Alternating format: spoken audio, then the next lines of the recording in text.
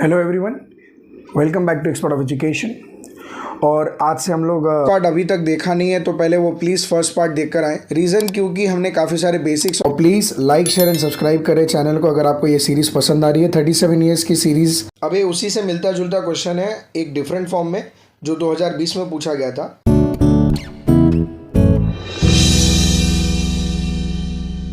Stage in cell division is shown in the figure. Select the answer which gives correct identification of the stage with its characteristics. ये NEET 2013 का question है। Let's see. आपके image में इस समय जो diagram दिया हुआ है जिसमें आप देख सकते हैं फरो फॉर्मेशन हुआ है। फरो मतलब जो इनवैजिनेशन अंदर की तरफ जो गड्ढे टाइप बना हुआ है दोनों के बीच में, दोनों पर्टिकुलर न्यूक्लियस के बीच में। ये फरो फॉर्मेशन आपको कैरेक्टरिस्टिक फीचर है ऑफ टीलोफेज। आपको ये टीलोफेज में दिखेगा। सिमिलरली आपको सेंट्रियोल्स भी देखिए अलग अलग जगह पर लेफ्ट और राइट साइड में अपोजिट पोल्स में है। साथ ही साथ आपका जो न्यूक्लियर मेम्ब्रेन है वो भी फॉर्म हो रहा है with chromatin material inside it. So ये जो फेज़ है ये टीलोफेज है, ये तो कंफर्म हो गया। So out of 4 options A and D are eliminated. B and C में डिसाइड करना है कि क्या है। फर्स्ट देखते हैं telophase endoplasmic reticulum and nucleolus not reformed yet. ये ऑप्शन गलत है। रीज़न यहाँ पर सारे सेल ऑर्गेनल्स रिफॉर्म होना स्टार्ट हो जाते, तो ऐसे आप नहीं बोल सकते हो कि टीलोफेज में ईआर और न्यूक्लियोलस अभी तक नहीं बना है। सो लास्ट ऑप्शन जो हमारे पास जो बचता है वो है सी, टीलोफेज का nuclear envelope reforms, Golgi complex reforms. This is the correct answer 32 का C. Moving on to the next question, question number 33। At metaphase chromosomes are attached to the spindle fibers by their what? Kinetochores. Kinetochores will be the answer. Next, 34. Select the correct option with respect to mitosis. Now let's see the options carefully one by one. Chromosomes move to spindle equator and get aligned along the equatorial plate in metaphase. क्या ये correct है as per mitosis? Yes, metaphase में आपके जो chromosomes हैं वो spindle fibre के middle में यानी कि इक्वेटोरियल प्लेट पर अलाइन हो जाते हैं। Let's see the other options as well. Chromatid separate but remain in the center of the cell in anaphase. Wrong. Separate होने का तो सेंटर में नहीं रह जाते, वो अपोजिट पोल्स की तरफ मूव करना स्टार्ट कर देते हैं। C is chromatid starts moving towards the opposite poles in telophase. Wrong. Anaphase में अपोजिट पोल्स में जाते हैं। Last is Golgi complex and endoplasmic reticulum are still visible at the end of the prophase. No, not at all, because वहाँ पे सारे के सारे cell organelles disappear होना स्टार्ट हो जाते हैं। So the correct answer is A, chromosome move to the spindle equator and gate aligned along the equatorial plate in metaphase. Moving on to the next question, question number 35. During mitosis, ER and nucleolus begin to disappear at. So the answer would be late prophase, because late prophase में ही आपका जो nucleolus है वो disappear होना start हो जाता है। 36th question. Which stages of cell division do the following figure A and B respectively? ये नीट 2010 का क्वेश्चन है। यहाँ पे हमारे पास दो इमेजेस दिए हुए हैं, image A and image B। ए में जो आप देख सकते हैं क्रोमैटिड सेपरेट होकर अपने रेस्पेक्टिव पोल्स की तरफ निकल चुके हैं, और बी में आपको एक सेल दिख रहा है जिसमें एक न्यूक्लियस है जिसके अंदर क्रोमैटिन फाइबर कंडेंस हो रहे हैं, मतलब फॉर्मेशन ऑफ क्रोमोसोम स्टार्ट हुआ है। सो अब वन बाय वन हम लोग ऑप्शन देखते हैं जो कि हमारे पर्टिकुलर इमेजेस को रिजेंबल करते हैं। First is telophase metaphase. A telophase हो नहीं सकता। रीज़न, टीलोफेज में आपको एक सेल के अंदर दो न्यूक्लियस दिखना स्टार्ट हो जाते हैं। So first option is eliminated. Next B, late anaphase. Yes, A हमारा लेट एनाफेज है बिकॉज क्रोमैटिड सेंट्रियोल्स के सबसे नज़दीक पहुंचते हैं कब? लेट एनाफेज में।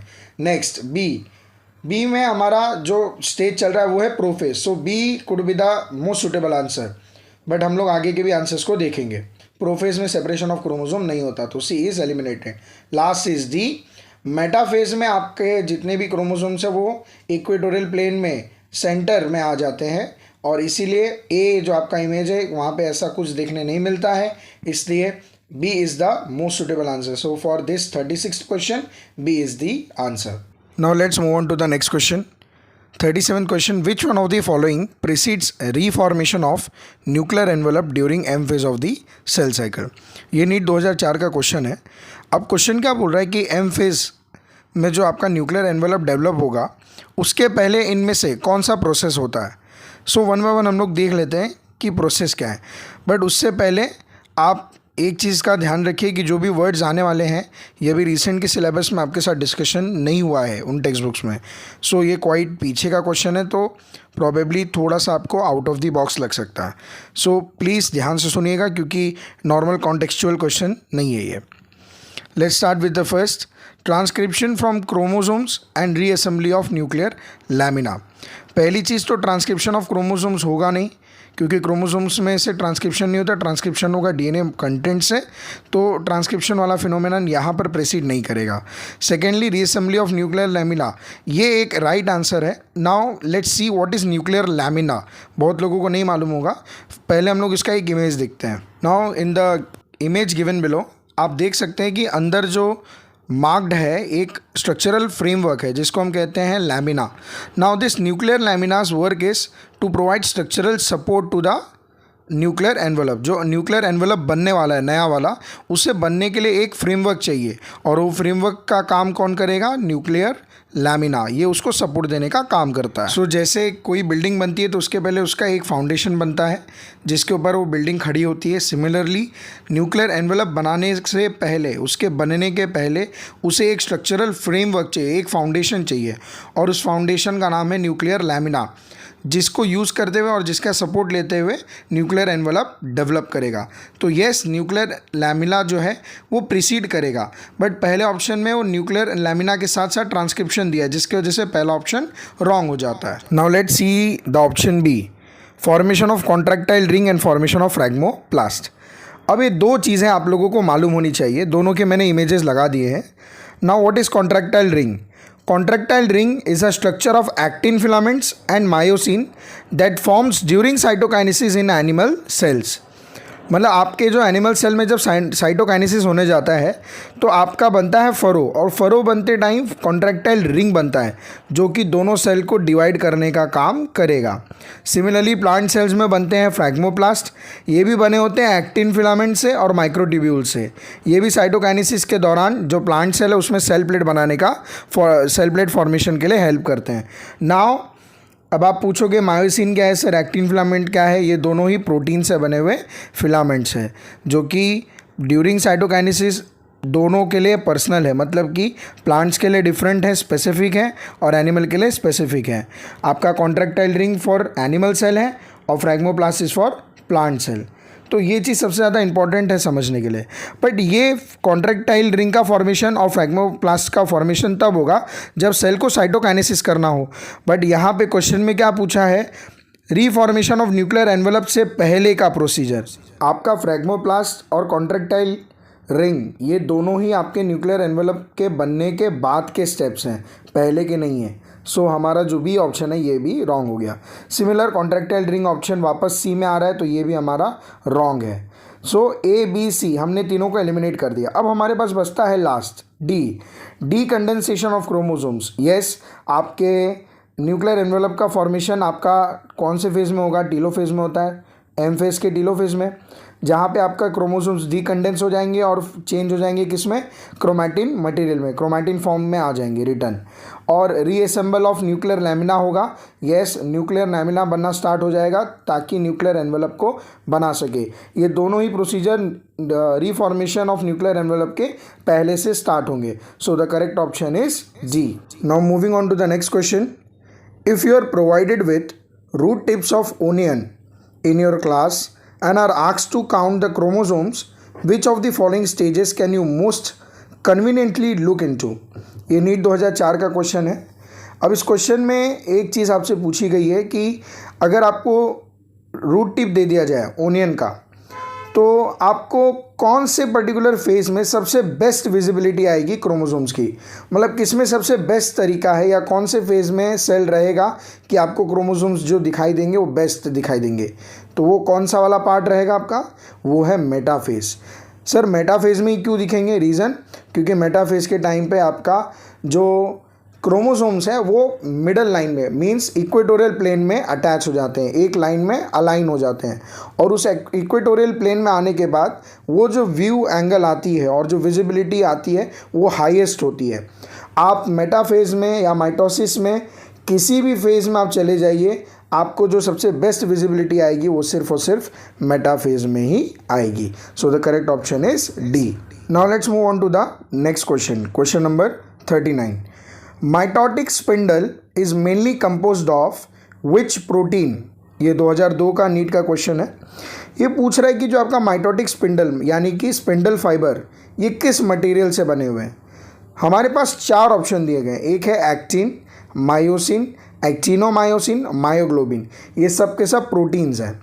बट मैं आपके इन्फॉर्मेशन के लिए बता दूं, माइटोटिक स्पिंडल इन चारों ऑप्शन में से किसी से भी नहीं बना है. यस, आपने सही सुना. ये चारों ही ऑप्शन में से कोई भी ऑप्शन करेक्ट नहीं है.